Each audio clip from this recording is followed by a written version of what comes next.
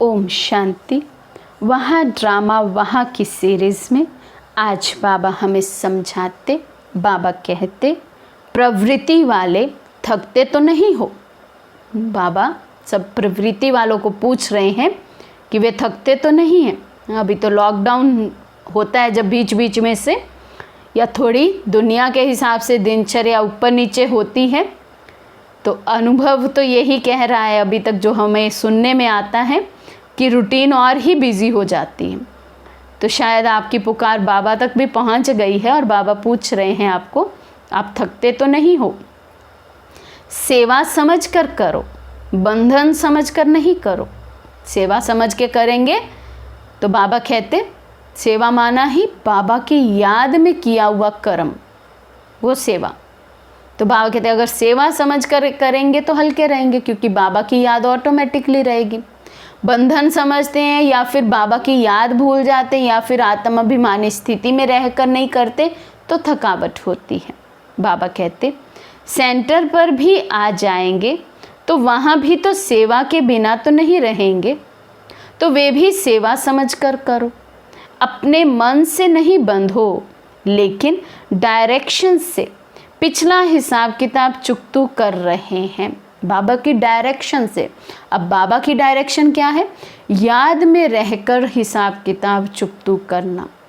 तो बाबा कहते वहाँ पर भी क्या कहो, भले गृहस्थ में रह रहे हैं, प्रवृत्ति में रह रहे हैं, पर लेकिन बाबा कहते मन को नहीं बांधो। बार बार रिपीट नहीं करो कि मैं बंधन में हूँ। मजबूरी से नहीं, प्यार से करो। फंसो भी नहीं और मजबूर भी ना हो। हंस हंस के काम करो, जैसे खेल कर रहे हैं। बिजनेस करो, दफ्तर का काम करो, लेकिन खेल खेल में करो। ऐसे हल्कापन, जैसे बच्चे खेलते हैं कितने लाइट रहते हैं, उस समय उनको कुछ और याद ही नहीं रहता केवल उस एक खेल के सिवाय। बाबा कहते हैं आप भी खेल समझकर कार्य करो, अपनी स्ट्रांग स्थिति में रहकर कार्य करो, बाबा की याद में रहकर कार्य करो, तो हल्के रहेंगे, कार्य भी हो जाएगा और श्रेष्ठ कर्म होंगे क्योंकि बाबा की याद में होंगे। और ऐसा भी नहीं लगेगा कि हमने योग ही नहीं किया आज, हमारा बाबा के साथ आज कनेक्शन टूटा रहा।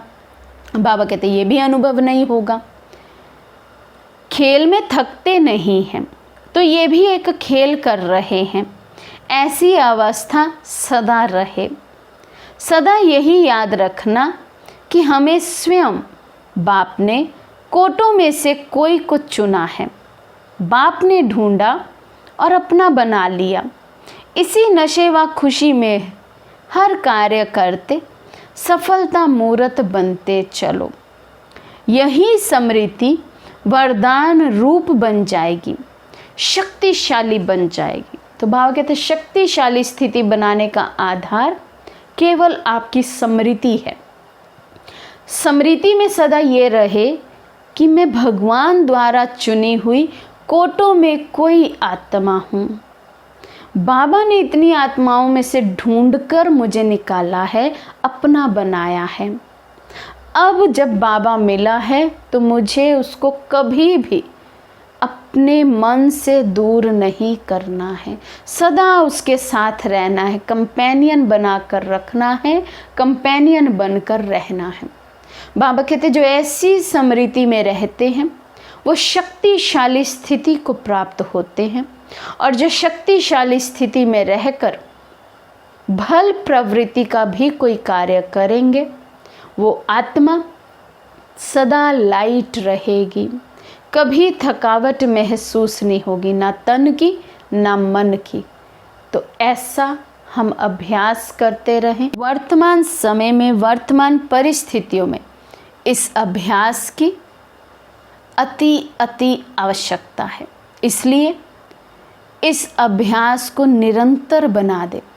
इस अभ्यास को कि मुझे केवल एक बाबा की याद में रहना है, केवल श्रेष्ठ संकल्पों की रचना रचकर अपनी स्मृति को समर्थ बनाना है, जिससे फिर मेरी स्थिति समर्थ बनेगी। तो यही शक्तिशाली स्थिति हमारे सभी कर्म बंधनों को भी काटेगी और हमें कर्मातीत अवस्था तक भी पहुंच जाएगी। इसलिए बहुत बहुत अलर्ट रहें याद की यात्रा में। पावरफुल बनाएं अब अपनी याद की यात्रा को।